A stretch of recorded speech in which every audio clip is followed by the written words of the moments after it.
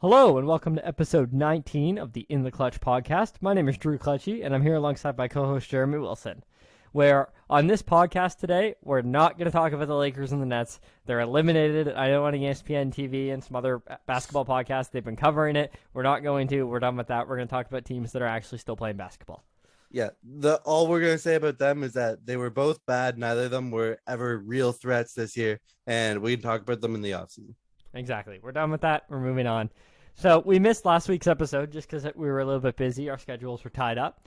But we're back. We wanted to make sure we get something out this week. So we're here on Sunday afternoon. It is, believe it or not, it's already May 8th. I can't believe how quickly the playoffs go by because we're back on the normal NBA schedule now that we're out of like the COVID years and playing the playoffs in the middle of August or playing them at Christmas or whatever. We're about like 5 days away from the conference finals. Yeah. That's wild. I'm happy we're back on the main schedule, though, because it's easier now. When we were for the past couple of years, and we were like, okay, so the Lakers won the championship in the bubble in like November, which was only 8 months before Milwaukee won the championship. After that, it was hard to track. So you're like, you'd say last year, and then you'd be like, no, it wasn't last year. It was 7 months ago that thing happened, or the draft, or whatever. So yeah, I'm happy now that we're getting back to something that I can actually follow. Yeah, the Lakers won the championship like 2 months before the next season started, and it was all very confusing. It's a good thing we didn't have a podcast back then, and we would have had to like have a whole whiteboard in the office, just like mapping out what happened when. So it's a good thing. Did the Lakers win the championship this year already, or was that last year? The Lakers. Trying to figure out if the championship had already happened or not. Yeah, no, and it would be a nightmare. So it's a good thing we've decided on this season to start the In the Clutch podcast. But believe it or not, here we're already at episode 19, which when you think about that, that's 19 separate weeks and about an hour an episode. That's 19 hours. That's a lot of people, or that's a lot of time we spent.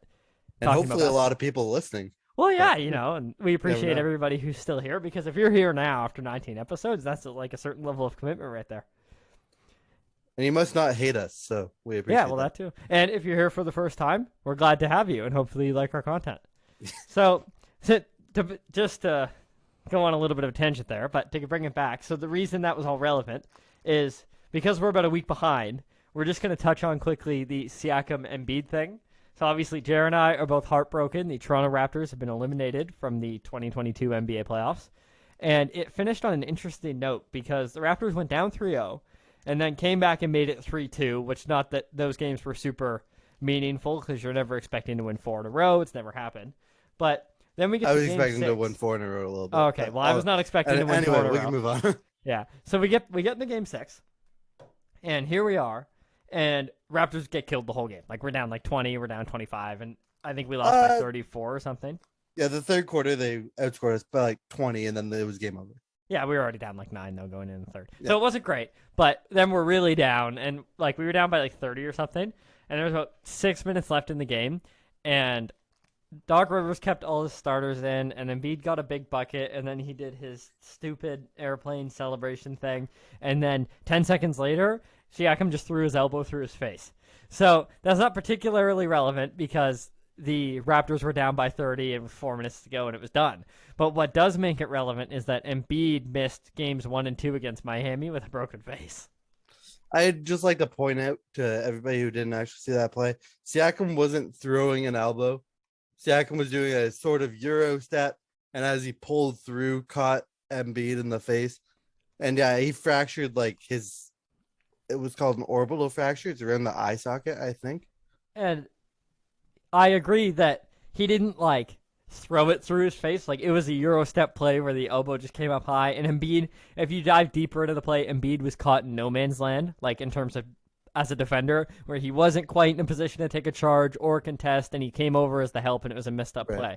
But the interesting thing, though, is on the same side, Siakam didn't just clip him. Like, he killed him. He really got him. Right elbow, right through the center of his face. Didn't just, like, swipe near his nose or off of his cheekbone or something. Yeah, like, right through his head. And he had a concussion as well, I think.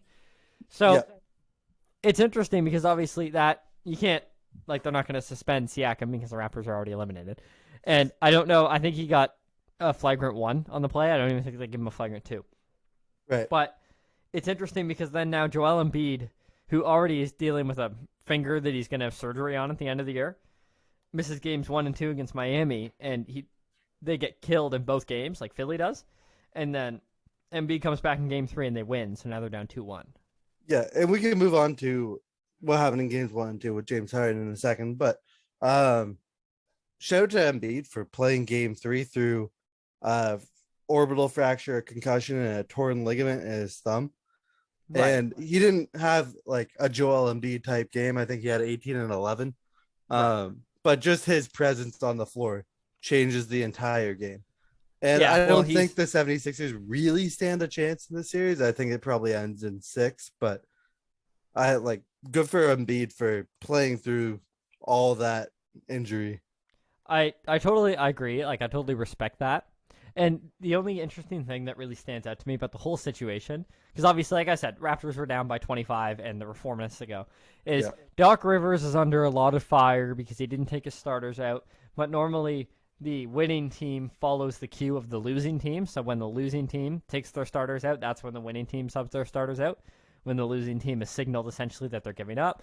So I don't particularly think it's on Doc Rivers. The other thing is it happened right after Embiid did the whole airplane celebration. So I'm sure in the moment, I'm sure Siakam drove the elbow through his face a little bit harder than he probably could have. I don't think Siakam had any intention of hitting Embiid in the face.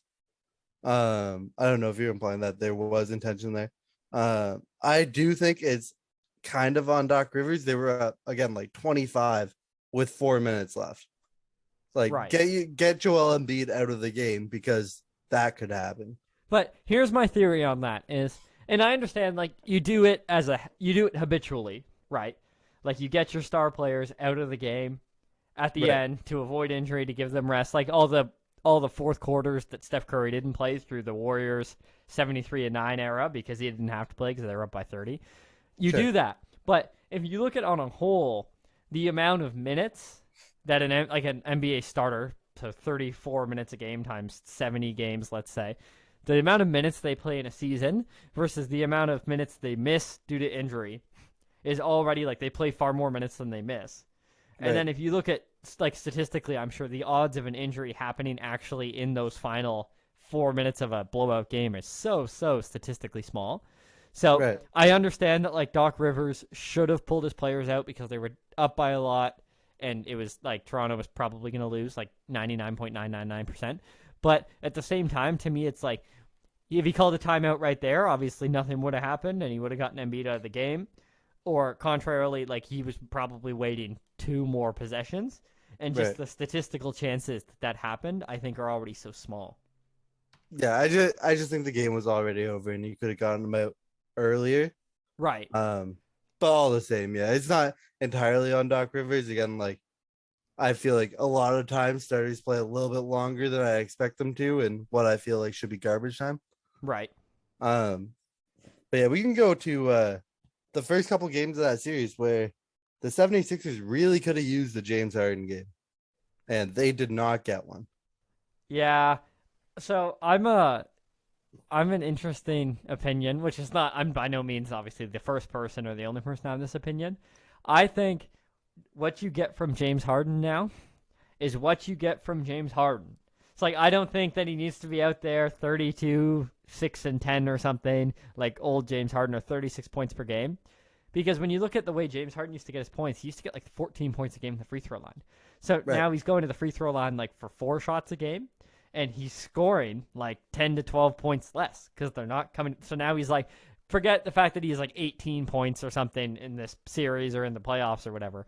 But like he's like 22 points a game on the regular season, which the excess is basically the fact that he's not getting the free throw line. So the way I'm looking at Harden right now is on this current contract where he's making like, I don't know, $45 million a year or something.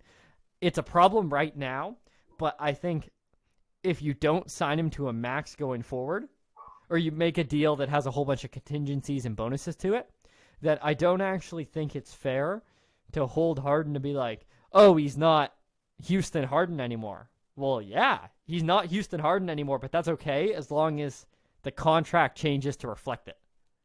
Right. And I understand what you're saying, but like James Harden has fallen off in half of a year. James Harden came out in Brooklyn earlier this year and I feel like was getting 35-point triple doubles. Right. And now he's, to me, a third option on a championship team. And we just debated this before the podcast started. So I think that James Harden can still be your second option, which I know he's currently a second option and it's not working. But to be fair, he's a second option, and just for the fun of it, it's not working. Like, so they're down 2-1 against Miami, and you basically just said 5 minutes ago, Miami in 6. I agree that it's probably Miami in 6 or 7, but because they got those 2 games without Embiid playing, so they're 1-0 with Embiid playing. So right. I think if you look at the current Philadelphia 76ers, which Maxi's playing awesome, I'd still say Harden might be your third option offensively, but he's your second best player. Right. In my opinion. I see what you mean, but when we were watching the Raptors series, obviously that's when I've watched most of the 76ers. I didn't get a chance to watch a whole lot of the first couple Heat 76ers games. But was there any time that you were fearing James Harden, or that you remember James Harden really going off in even a quarter? Well, I currently fear James Harden more as a passer than I do anything else. It's like I don't really remember him going off. Like we said, he's 22 points a game on the regular season, 18 in the playoffs. I expect that to go up a little bit. So, but I don't fear him that way anymore, but I still fear him as a player. It's kind of like Chris Paul. If you look at Chris Paul, he was only like 16 points per game in the regular season, but I fear Chris Paul. Right, I fear Chris Paul too, but I'm not comfortable with Thaddeus Young guarding Chris Paul, and I was comfortable with Thaddeus Young guarding James Harden because James Harden couldn't get by him. He couldn't get by Precious. He couldn't get by any of these Raptors bigs that got switched onto him, and his step back 3 wasn't falling, so he was really doing nothing that made me at all worried that James Harden could do any real damage to the Raptors. Yeah, and it's an interesting thing, but I think the way you have to look at it right now is that it's not working. So, like, are you 100% forget the fact that they lost the first 2 games? Because let's say Embiid had played the whole series, right? I think that there is a chance that the 76ers is currently constructed with Maxey and Harris and like Thibault and all that kind of stuff.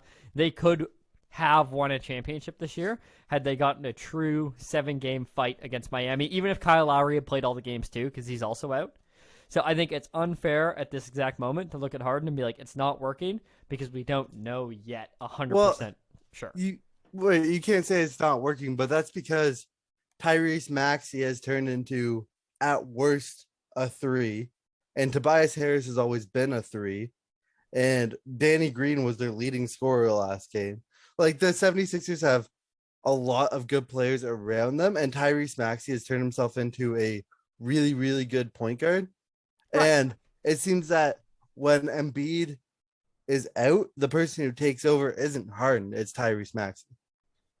So Tyrese Maxey is currently their second option. But would you say he's their second best player? Not yet, but I would say he's their second scoring option to Joel Embiid, and that is not at all what the 76ers were envisioning when they got James Harden. Yeah, but to me, that's more of a contract issue than it is a player issue. But that's not necessarily, like, quote-unquote on Harden, assuming he signs a more reasonable contract given his playing level this next time around. Right, and the issue is I think he's going to get the max contract that he wants, and now he's going to be being paid like a first option when at best he's a second option, and then we have all sorts of other issues.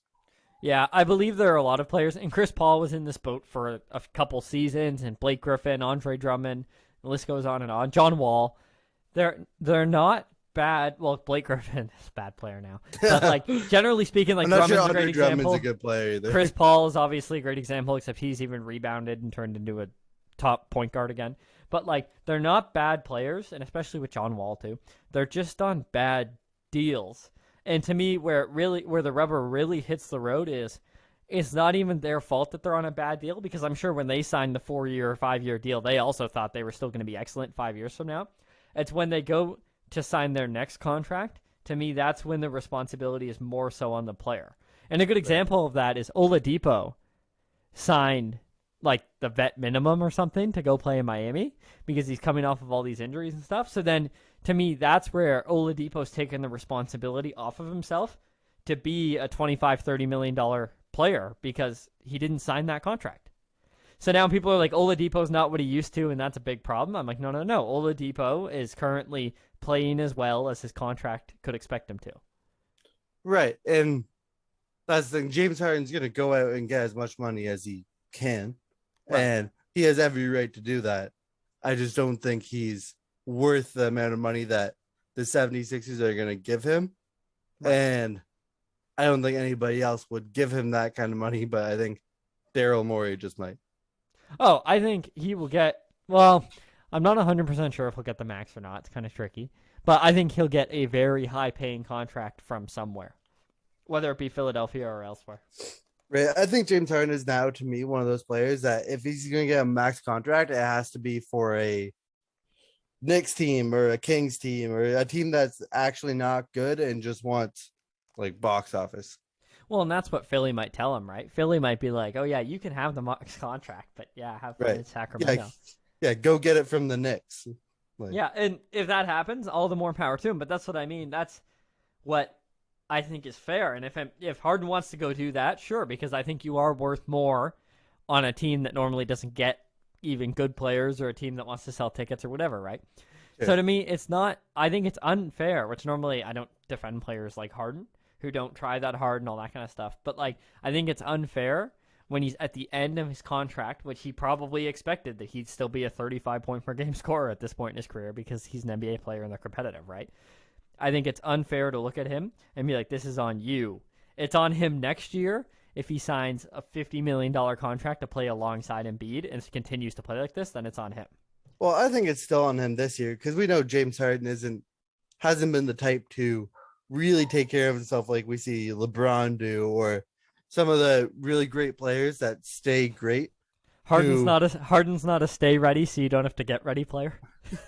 Yeah, exactly. Like Harden, we know he came into Houston out of shape and then forced his way out of Houston, and then he had the hamstring injury that might have been an injury that LeBron and Kevin Durant were laughing about at the All-Star game, and forced his way out of Brooklyn, and now it's okay. You were supposed to be option 1A.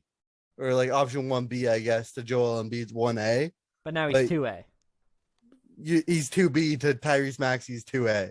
Well, sorry, yes, he's 2A as a player. 2A is a player, 2B is an option. Like he's no longer, he's not the player anybody expected him to be, and I think that is on James Harden. I can't really blame anybody else for it. Yeah, but I also don't think it was on Chris Paul when he wasn't the player anybody expected him to be.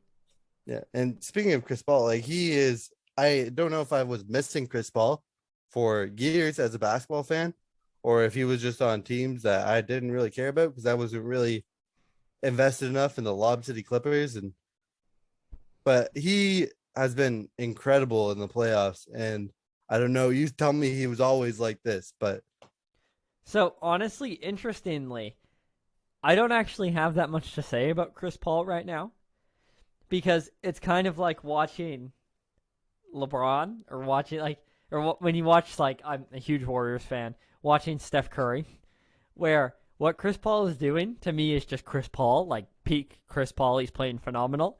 So I don't really have that much to say about it because I feel like it's already been said. Like he's floor general, the point guard, one of the best floor generals, if not the best floor general to ever play the game. He's averaging around 16, 18 points. He gets close to 10 assists every game.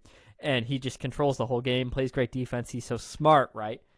So in a weird way, it's kind of like when LeBron's really cooking, where unless they particularly make a spectacular play or something or have 4 great games in a row, like Chris Paul's torching people in the fourth quarter right now.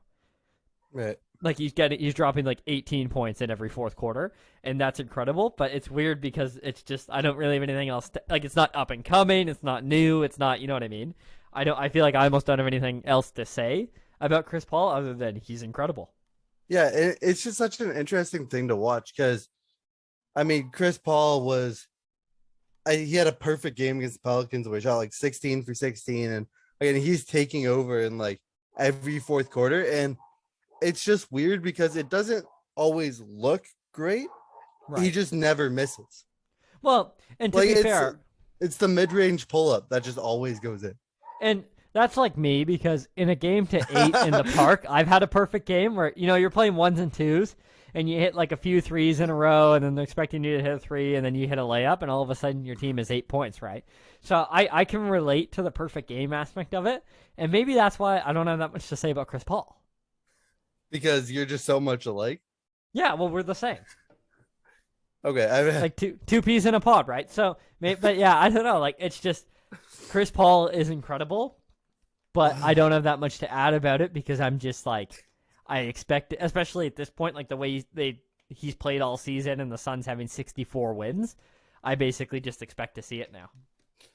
So I've heard differing opinions on this, and this is only somewhat related to Chris Paul. And people having different opinions really surprises me about this. Do you think that Luka is a superstar, even though his defense is awful? Well, I think he is, and this is always an interesting scenario. It's an interesting question because when you look at all players who are elite offensively and awful defensively, the net gain is always a plus. Do you know what I mean? Like if you're averaging 24 points per game and not, let's say, 9 assists, then you're not going to get, so 29 points plus 9 assists is like 47 total points, or if you put some threes in there, then it's 53 total points. Like if the assist leads to a 3, then you've got 53 total points. And then not to mention the ones that you don't get assists on because the guy gets fouled or whatever on his layup. So it's, let's say that player accounts for 56, 58, or 60 total points, right? Right. Then the net, they're not going to get torched for 60 points defensively. Right. So it's always a net gain. So then when you bring into the situation of, well, is that player a superstar? I think it really ultimately depends on how many superstars you consider exist in the league. Like to me, it's a broader question because you have people who say, oh yeah, there are 20 superstars in the league, but they count kind of all-star players in that definition. Right. Versus I'm more pinpointed and precise with who I consider to be a superstar. So I think I would hover around 8 in terms of number of real superstars in the league right now. So then is Luka one of them for you? Luka is one of them. I'd have Luka, Embiid, Jokic, LeBron, Steph, KD, Giannis, and who am I missing? I'm at 7. I'm for sure. Giannis, Steph, Luka, KD. Yeah, sorry, I don't know why I said that quietly, as if it was happening inside my brain. Yeah. So KD, Giannis, Steph, Luka, Kawhi. LeBron. Assuming he's still Kawhi when he comes back. Yeah, but you have to assume, as of recently, his last playoff series, he torched everybody. Sure. So he's still a superstar. LeBron is 6. I don't consider Anthony Davis to be a superstar. He for sure is not. Agreed. Did we say KD? I said, yeah, we said KD for sure. Anyways, there are 8 of them. I'm sure about 8. Yeah. For the record, the context I always put to it is, to me, because of how he is in the playoffs, Jimmy Butler is my last superstar, and then my first non-superstars are Dame and Kyrie and Anthony Davis. And like now Harden, I guess, like those are, that's where I draw the line basically, is if you can think of all the elite players in the league, Jimmy Butler's my very last guy who just cracks the list, and then I'm like Dame, Kyrie, all those guys. You said because of how he is in the playoffs. Is Dame not like that in the playoffs? You don't like the 38-foot series-ending shot against the Thunder or the series-winning shot against the Trailblazers? But he's not the same player defensively that Butler is. I don't know. I would have Dame as a superstar over Butler, but anyway, okay. So then, but that helps illustrate, though. That's approximately where the line is. Yeah, that's so just about there. To make a long story long, or to make a short story long, I guess that does illustrate. Like, I guess yes. Therefore, I consider Luka a superstar, but to me, he's near the bottom of the list until he does something, like until he wins a conference finals or something, and he has a lot of years in his career to do it, right? I'm not sure he's even near the bottom of the list for me. Because I mean, again, his defense, especially the second half in game 2 against the Suns, he got absolutely torched. But his defense isn't normally that bad, right? And just the fact he's averaging, like, in his career 33, 9, and 9 basically in the playoffs, which is respectable. He's the second leading scorer all time in the playoffs in terms of points per game right now. I know he's only played 19 playoff games. but that's a Right. decent sample size, all the same. And I don't understand how anybody can say Luka isn't a superstar because of his defense, because Right. Steph was a superstar and he wasn't good on defense either. But he got targeted Less. differently. I was going to say differently Okay. because he's a point guard. So your point guard, like especially a smaller, skinnier point guard like Steph, is going to get targeted no matter what. Versus the Right. problem is Luca is like 6'7", so he's Right. He's a playing the point guard, but he's role. 6'6". Yeah, so like you have Brunson and Dinwiddie out there who are both also small, so they're getting targeted because they're short, and then also Luca's getting targeted because he's bad. Versus Right. in the Steph situation, Steph at the time was a bad defender, but he's also getting targeted because he's short. But then Klay Thompson and Iguodala were out there at the other spots. Right. And Steph, the issue with Luca I see on defense is that he's easy to blow by. Like he's just not fast. Right. So Steph, you couldn't just blow by Steph because he was quick enough to keep up with you. It was a matter of like in the finals, LeBron would switch on to him and just post him up, and Right. he's too small for that. But yeah, the issue with Luca's defense is a little bit different. But yeah, I don't see how you can not have Luca as a superstar. Well, and to me, to draw it out, to draw the comparison out further, because you can watch like averages play out over a longer span, right? The Sure. broader example on the other extreme to me is Trae Young, Yeah. where Trae really gets torched on defense. He's the worst defender in the league statistically amongst starters who play a lot of minutes. And Trae Young is the ultimate example of me of creates like 60-ish points per game for his team. So people always ask, well, how good? And Trae Young's an all-star to me, obviously. And I think I put him on my first team. I have to double check that, or second team NBA, All NBA. But anyway, um, like he creates more points for his team than he costs them defensively. Sure. So Trae Young is still an elite player, regardless of people are like, oh, he's terrible on defense. And I agree that he'll never be like a Kawhi level, LeBron level player if he can't defend anything. Like if he's not at least a respectable defender Yeah. against smaller guards, because right now Yeah. he gets torched by everybody and anybody. But I think the fact that he's going to create 60 points for your team will outweigh any defensive Yeah. wrongdoing.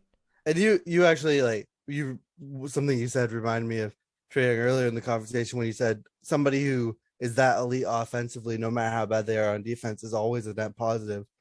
And in my mind, I was thinking, well, yes, almost always, but I remember the one time Trae Young went for like 40 something points and the Hawks lost. I was like, how can that be possible? And I went in and looked, and it was because Anthony Simons put 40 plus on Trae Young.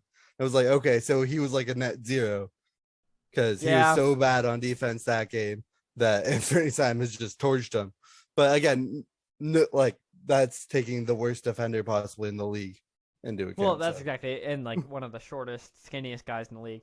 So that's what I mean is I think Luka's a superstar, and because of his size, he has the ability to be a superstar like Kawhi's a superstar or Giannis. Like, not that Luka's going to be as good as Giannis in the same way, because obviously Giannis is physical dominance, but Yeah. Luka can also average a triple double and play great defense if he commits to playing great defense. Yeah, I agree. He's got to up his lateral quickness a little bit, but I for sure am with you on that. Right, but imagine Um, if you had him playing good, great defense guarding like a Tobias Harris 4.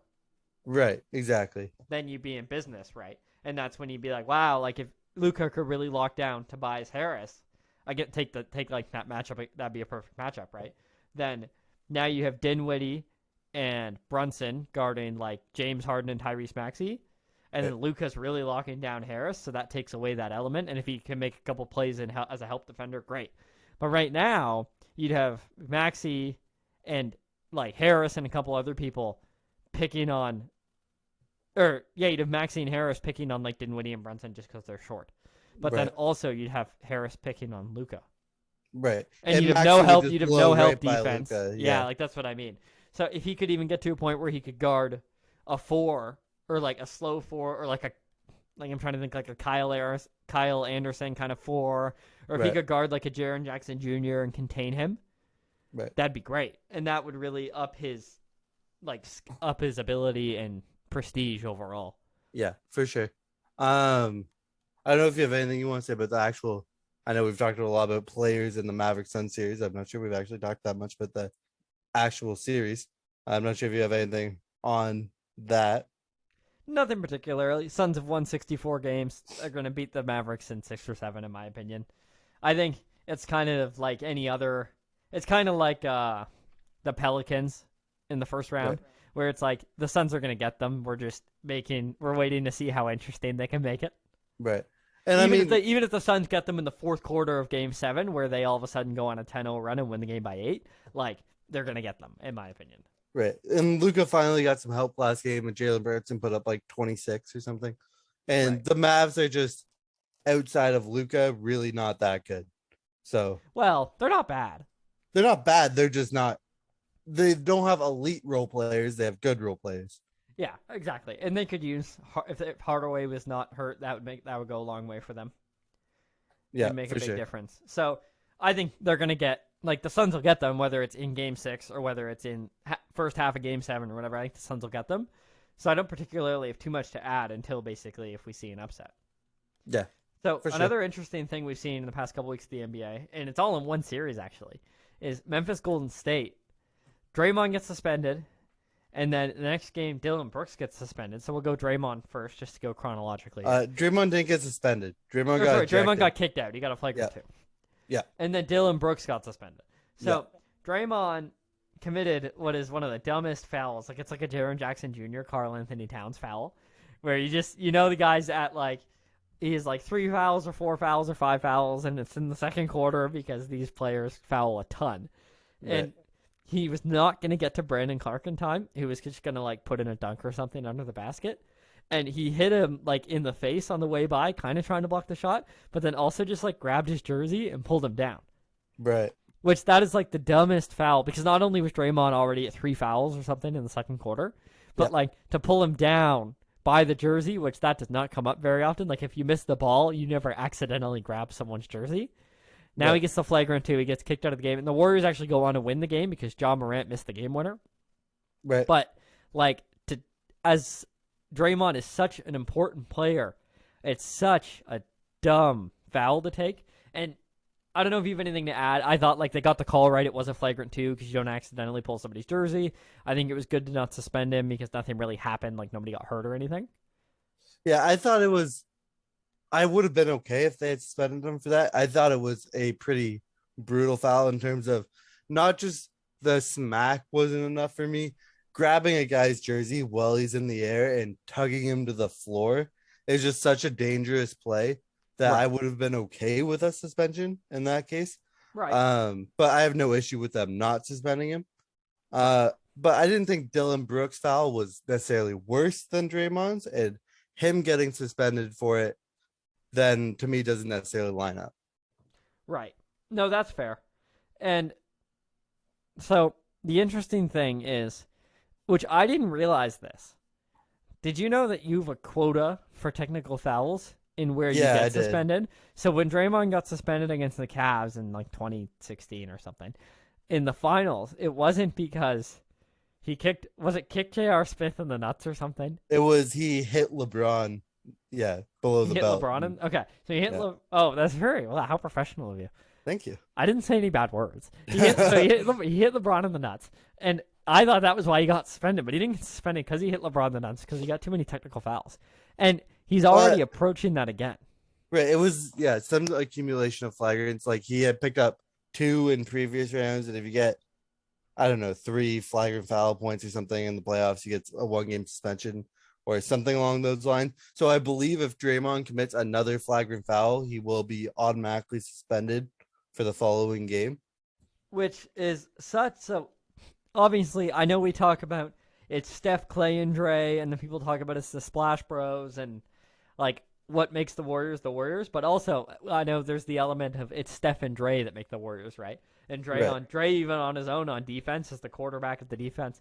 So it's just such a dumb foul for him to take. Not only in the individual game, because he had 3 fouls already, even had he not gotten kicked out. He had 3 fouls, he would have been 4, he would have had to sit. And the Warriors didn't win the game, they just didn't lose it because John Morant got a layup chance and missed. So like, it's not only in the individual game, such a dumb foul for Draymond to take, but in the grand scheme of things that now he can't get another flagrant, which you can get a flagrant by accident. It's such a dumb foul to take. Like, I can't stress it enough. Yeah, and I honestly can't imagine Draymond's gonna go 2.5 rounds of the playoffs without taking a flagrant one. Right. So I think it's almost a guaranteed suspension at some point.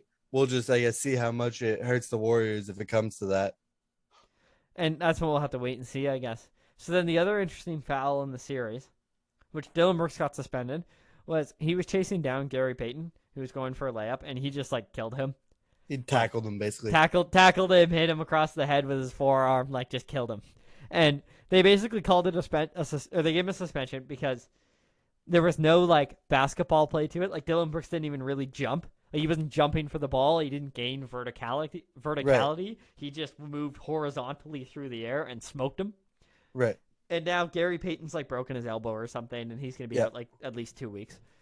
Yeah, Gary Payton's out a month with a fractured elbow, so he could really only come back in the finals, I think.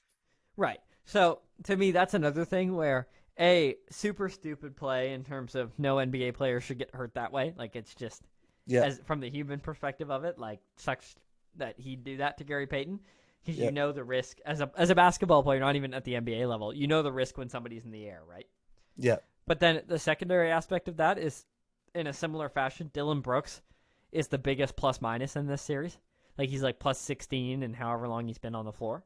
Right. So same thing. Like, if you're Dylan Brooks, why not just foul him without killing him so he has to shoot free throws, or just let him take that random layup, and then now you don't have to miss another game because you're right now, like, statistically, I'm not going to say in terms of the eye test, obviously, but statistically, you're currently the best Memphis player. Right. And I think part of that foul was I don't even want to say retaliation for Draymond's, because that's not the right word, but a show of physicality, as in, we're not just going to let you guys push us around, even though we're all like very young players, obviously. Right. And I do understand. Well, and it was in a different game, I'd just like to point out. Right. But it was like the very beginning of the next game. Right. Like, it was right off rip. So I understand a little bit of why, but yeah, obviously getting yourself ejected is going to hurt your team. Although I think they won that game, so I guess it didn't hurt them that bad. But getting yourself suspended. Oh, wait. Yeah, no, Memphis won. Sorry. But yeah, getting yourself suspended for the next game when you're one of the best defenders on that team, and then Golden State dropping 142 points on them last night. Yeah, that was bad. Yeah, it's a bad time to get yourself suspended for sure. Well, and this actually goes back to something that I forgot that I wanted to say about Embiid like half an hour ago. Right. I don't understand why players make their lives more difficult. It's like, to me, it's like the Kevin Durant syndrome, where KD is always on Twitter saying all these things and on people's podcasts about like his career and whether he's better than other people, blah, blah, blah, blah, blah, blah, blah. I just want to hoop. I don't want to lead, whatever. And it's like, why make your life more difficult? Because then anytime, like, had Embiid gotten hit in the face by Siakam and not done the airplane thing, which he knew was going to be a whole thing with Toronto fans and all that kind of stuff, right? Yeah. And he's already criticized the reffing, he's criticized Nick Nurse, blah, blah, blah. Why dig these holes for yourself? Because now you get hit in the face, and instead of everybody being like, wow, Embiid, what a warrior, he got hit in the face, and he's already come back to Game 3 against the Heat with a broken or with an orbital fracture and all that kind of stuff. Now you put yourself in a situation where half of us are like, we don't really feel that bad for you. Right. Where it's like, wow, he's kind of a jerk, and he's kind of a sore winner and a sore loser. Exactly. He doesn't do either well. So obviously he's one of the guys that you really, really don't want to lose to, just for the sake of, you don't want to lose Joel Embiid because he's gonna be a jerk about it. Right. And like, go in a broader sense, it's like, how many people, which I know he's a big, so it's less popular, but how many people say Embiid or KD is my favorite player? Right. Not many, because they're not likable. Like Kevin Durant, particularly, like as a person, when you hear him in interviews and see the way like he exists in the NBA, and like I know he's known as a snake and all that kind of stuff, right? Like, these people aren't likable. So if you could just go about your business like Giannis, and Giannis is just like, I'm gonna try my best to win, and if I don't, then I guess I didn't win. Right. And when you see him, like, if Giannis gets fouled and gets hurt and comes back in game 3 with a broken face, we're all like, wow, we really love Giannis. And everybody's like, Giannis is my favorite player. And same with Steph Curry. Like, Steph Curry just goes out there and tries as hard as he can and either wins or doesn't. But it's like you said, like, you described it perfectly. Why be a sore winner? Right. And I mean, Kevin Durant, especially recently, I mean, obviously they got swept by the Celtics in the first round when they were championship favorites going into the season, I think. And Kevin Durant himself didn't play particularly well. And like the next day or 2 days later, he's on Twitter calling himself a god. Yeah, And it's and like, what are you doing? Like, you like another. just got swept. So, like, frankly, I didn't feel that bad for Embiid getting hit in the face because Right. I don't think Siakam, like we talked about earlier, I don't think Siakam meant to kill him. I'm sure Siakam swung through really hard, but I don't think he meant to break his face. So Right. I don't feel that bad for Embiid because of all the things he said about. He said so much about Toronto fans now and everything, and obviously I'm a Toronto fan, so I don't feel bad for Embiid. And it's the same thing when Kevin Durant missed the overtime game winner against the Bucks last season, and he Yeah. airballed it. If Giannis misses that shot, we're all like, yeah, Giannis was gas. He had played 49 minutes that game. He did what he could. He was carrying the team, right? And Right. when Kevin Durant misses that shot because of, like you just said, like the things he says on Twitter, calling himself a god after getting kicked out of the playoffs, like when Kevin Yeah. Durant misses that shot and he airballed it, I'm like, dude, KD sucks. He's not the guy. Right. And yeah, Kevin, you can't be on Twitter doing dumb things right after you lose in the playoffs. Like, nobody wants to hear from you right now other than saying, man, that's disappointing end of the season. Back to work, back at it next year. Right. So that's exactly it. I don't understand. And there are a variety of players that we can go to, like Bradley Beal, Steph Curry. LeBron's normally pretty good for it. Kawhi obviously doesn't say anything on any social media or to the news, really. And it's like Yeah. Kawhi's. I'm not saying you have to be as quiet as Kawhi is, No, you can be, but don't like, make your life more difficult. right. LeBron is very public and is on Twitter and on social media, but he doesn't do the things that Kevin Durant and Kyrie are doing on social media. And Embiid and there's so many. Like, yeah, I just don't get it. Why be a problem player? Yeah, I don't get it either. And yeah, Embiid makes it hard to like him. That's for sure. So, another interesting thing that's been happening the past couple of weeks, which I just want to point out, is, and this is kind of really, really like the Chris Paul thing. Chris Paul, or sorry, not Chris Paul. Giannis is incredible. Yeah, And Giannis again, I don't really have is- much more to say about that, but he's just like he's had a 2 triple doubles in the playoffs. I think like he's just a monster. Yeah, he had a bad game 1 against the Celtics, and I feel like people were like, oh, maybe maybe he had a bad game 2, whatever. But they were like, oh, maybe the Celtics figured Giannis out, and this is the kind of defense you need to stop Giannis, and they put up like 42, 15, and 8. And it's like Right. Giannis is, I feel like at this point, undisputably the best player in the world. So it's just, yeah, Giannis is incredible. And again, he's doing this without Chris Middleton against somebody who seemed like a team that people thought could really contend in the Eastern Conference. And obviously the series isn't over yet. But yeah, Giannis is just amazing. And he does it on both sides of the ball, and he does it not on Twitter. Like, for the record, when we look at the NBA now and we say both sides of the ball, I don't think we're supposed to say all 3 sides of the ball because there's offense, defense, and Twitter. Like, I Offense, think defense, and special teams. Like, yeah, football. like that's exactly it. I don't think we need to introduce like special teams because it's how is your media presence and like how do you do in interviews and stuff like that. So that's exactly it. And we're literally like, as we just explained, we're like, wow, Giannis is incredible. And when he does incredible things, we're only appreciative of them because he doesn't Right. do the difficult things to go alongside it to make his own life harder. So that's exactly it. Yeah, we don't need offense, defense, and special teams. We just need Right. offense and defense. And then outside of that, just be like tolerable. Yeah, and Giannis is like the exact opposite of Embiid in that sense, in which they both play in similar fashions in terms of physically dominant, and both are relatively good passers and great rebounders. And Embiid is one of the easiest players in the league to cheer against, and Giannis is possibly the easiest player in the league to cheer for. Right. Exactly. That's exactly it.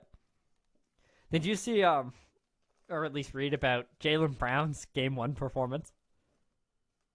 I did not. Oh, he shot the That's ball on just me. disgustingly bad. And he got into one of those games where he was like, I don't know, he scored 9 points or something. And he Right. got in one of those games where he's shooting the ball poorly and then his decision making is going down. So, like, he goes in for a layup and he's already jumped and then he's decided he's going to pass out to the corner, but the guy in the corner is not open. And then he throws it out of bounds or throws a turnover or whatever. And he just got into one of those games where it was a bad sequence of events for him over and over and over, play after play. Right. And he since, like, I think last game he scored like 20, 26 or 28 points. So he's fine now, and it's just a one-off scenario. But the Celtics look really, really, really good, other than that one Jaylen Brown performance. Right. And I mean, even the game they just lost to the Bucks was 103 to 101. They're 103-100. And they're an exceptional defensive team. Everybody on that team can defend. Like Derek White, I feel like is probably the worst defender in the starting lineup, and I think He's an average defender. Okay, yeah, he's or just above. He might be a slightly above average. right. defender. He seems like he's just fine on defense. So it's no longer like they have a Kemba like gap in their defense. Right. Or they can run a lineup with Marcus Smart, Jaylen Brown, Tatum, Grant Williams, and Robert Williams, where all of those guys are awesome defenders. I feel like we should give a shout out to all the players who go to boring markets and we don't talk about them for 5 years, and then we try to figure out how good they are again. So Derek White spending 5 years for the, or maybe not, might be about 5 years with a Spurs team that's not very good, and then has since come back to a market where we want to watch him play again, and we're like, oh, I think he's an above average NBA defender. As we're googling Derek White stats to figure out how good of a player he is. Like Derek White, I think he was okay on San Antonio. What do you Like- average? Like somewhere between 15 and 24? Like, I'm talking about the guys who are above an 80 overall in 2K, but never chosen in Blacktop or in, like, you never pick their team if you do, like, 3 randoms. Like, you and your buddies each pick a couple random teams and play now. You never pick that team, but he's above over 80 in 2K, and then you just wait for him to get to a better market. And then we're like, oh, yeah, Derek White. Then now, if you pick the Celtics in 2K, you've got Derek White as starting point guard. And you're like, all right, let's roll. Awesome. 3-point shooter, probably.